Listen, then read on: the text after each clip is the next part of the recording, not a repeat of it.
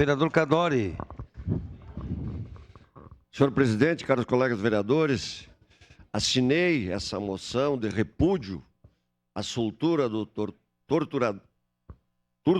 torturador de gato, porque realmente nós temos que nos manifestar.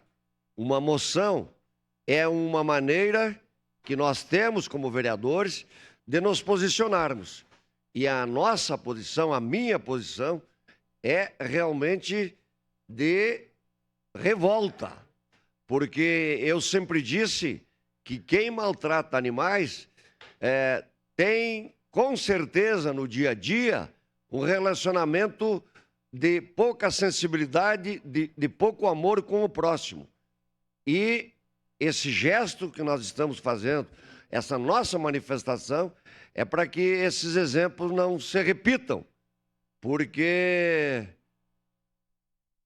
nós temos voz, e a voz é no sentido de proteger os animais, e especialmente, como foi dito aqui, era usado essas filmagens, esses vídeos, nas redes sociais para estimular outras torturas.